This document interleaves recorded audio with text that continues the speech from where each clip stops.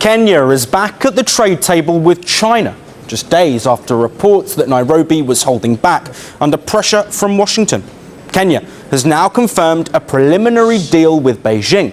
The move sends a clear message. Kenya is playing both markets without committing to either. The agreement will reportedly give Kenyan goods duty-free access to Chinese markets. The deal is not yet final, but Nairobi says it's a step toward widening their trade relations at uncertain economic times. Kenya's trade ministry says the so-called early harvest deal is worth nearly $1 billion. It grants duty-free access to 98.2% of Kenyan exports entering China.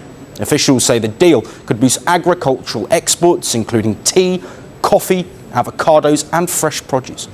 No final product list has been released, and talks are now moving toward a full bilateral trade agreement. The introduction of zero duty-free access will unlock vast economic potential for Kenyan exporters, allowing for diversification of our export basket, especially in the agricultural sector, which is the mainstay of our economy. They say the timing of this deal is not accidental.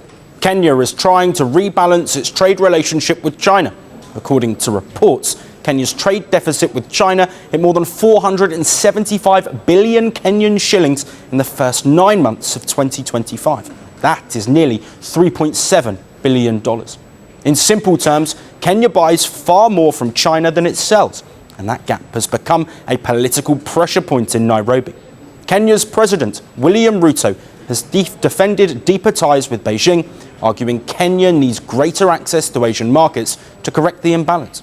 He pushed that message during his state visit to China last year, with Kenya signed multiple agreements spanning trade, financing and infrastructure. But this China move comes as Kenya also seeks to stabilize its position with Washington. Earlier this week, reports emerged that Kenya had delayed final approval of a China deal amid US pressure. At the center of that pressure was the African Growth and Opportunity Act. For 25 years, AGOA allowed Kenyan exports, including apparel, to enter the US market duty-free. When AGOA 2025, Kenya's apparel exports were hit with tariffs of up to 28%. Thousands of jobs were suddenly at risk. But the equation has shifted again. The US House of Representatives has passed a bill extending AGOA by 3 years. Kenya has welcomed the move, calling it a critical lifeline for jobs in its textile and apparel sector. Kenya says it also plans to use AGOA to diversify exports beyond textiles, targeting coffee, tea and horticulture that would put small farmers and service exporters directly into the US market. The world woke up to another shockwave in the global trade war. Just as the United States president tightened the screws with a new round of tariffs, Nairobi fired back with a move that stunned Washington. Kenya announced a $1 billion power agreement with China. One deal, one headline. And suddenly, Trump's tariff pressure looked weaker than ever. Markets jolted, diplomats scrambled, and across Africa, leaders quietly took notes. This was not just an energy project. It was a geopolitical message. Trump's tariff war was supposed to force countries back into Washington's orbit. Instead, it is pushing them straight into Beijing's arms. And Kenya just proved it.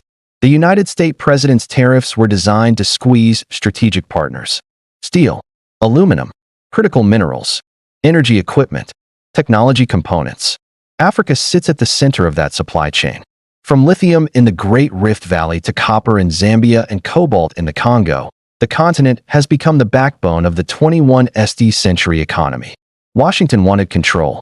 The tariffs were meant to punish countries that traded too closely with China, to slow Beijing's expansion, to reassert American leverage. But the plan is backfiring. Kenya didn't blink. Instead of pleading for exemptions, Nairobi signed a $1 billion deal with China that reshapes the balance of power in East Africa. The agreement covers massive power generation and transmission projects, new solar farms in Turkana, wind expansion near Lake Turkana, high-capacity transmission lines linking the coast to Nairobi and onward to Uganda and Tanzania. Chinese firms will build. Chinese banks will finance.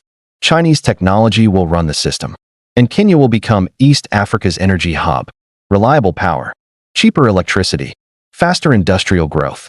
This is the engine that turns a regional economy into a continental powerhouse. For Beijing, it is a strategic masterstroke. Energy is influence. Whoever controls the grid controls the future. Factories follow power. Data centers follow power. Electric transport follows power. China now sits at the heart of Kenya's transformation, and Washington is watching from the outside. Trump's tariffs were supposed to stop this. They targeted Chinese-linked infrastructure projects. They punished African exporters using Chinese technology. They raised costs on energy equipment and grid components. The message was clear. Choose Washington or pay the price. Kenya chose growth, and it chose China. Nairobi's response was calm, measured, unapologetic. Kenyan officials did not attack the United States president. They did not threaten retaliation. They simply announced the deal. $1 billion. Signed, sealed, and moving forward. The markets understood immediately.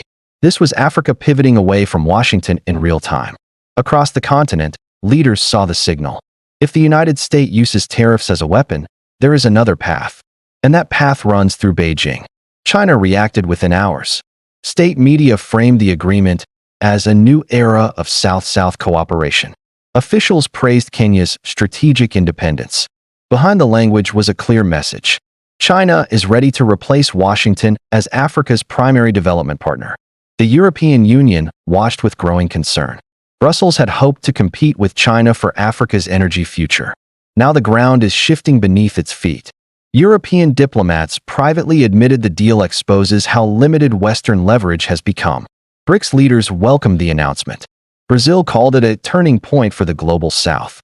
India praised Kenya for choosing long-term development over political pressure. Russia said the agreement showed the failure of coercive trade policies. African leaders were blunt. This is what partnership looks like, one senior official said. Not threats, not tariffs, but investment. From Lagos to Addis Ababa, the message was clear. The United States president's trade war is not winning hearts. It is driving them away. Washington now finds itself increasingly isolated. Traditional allies are uneasy. Japan worries about supply chains. South Korea fears losing African market access. Even Europe is quietly hedging its bets. Every tariff announcement tightens the pressure. Every new sanction pushes another country toward China. Kenya's deal is not an isolated case. It is part of a wider realignment. Nigeria is expanding yuan-denominated trade. South Africa is deepening BRICS energy cooperation. Ethiopia is building Chinese-backed industrial parks. Egypt is anchoring its power grid with Chinese nuclear and solar projects. This is Africa rewriting the rules of the global economy. And Washington is losing its seat at the table. The United States president framed the tariff war as strength. But in Nairobi, it looks like weakness. Tariffs do not build power plants. Sanctions do not light factories. Threats do not create jobs. Investment does. China is offering exactly that. For Kenya, the deal changes everything. Energy shortages have slowed growth for years. Blackouts have scared investors. High electricity costs have crushed manufacturers. The $1 billion agreement flips the script. Industrial parks will surge. Tech hubs will expand. Electric transport corridors will emerge. Kenya becomes the gateway between the Indian Ocean and the African interior. A regional superconnector. A strategic energy hub. A political heavyweight. And it happened because Trump pushed too hard. The tariff war was meant to contain China. Instead, it is accelerating Beijing's dominance. Washington now faces a brutal reality. Africa no longer needs permission. Africa no longer waits for Western approval. Africa is choosing its own partners. And those partners are writing billion-dollar checks. As the deal ink dried in Nairobi, the United States president was left with headlines he did not want. Trump tariffs backfire. Kenya locks in China power deal.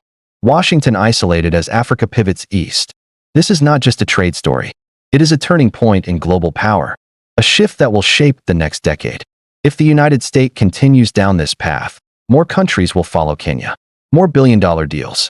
More strategic realignments. More isolation for Washington. The trade war is no longer about tariffs.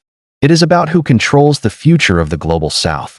And tonight, that future is glowing with Chinese-built power lines across East Africa. The United States president wanted to win a trade war.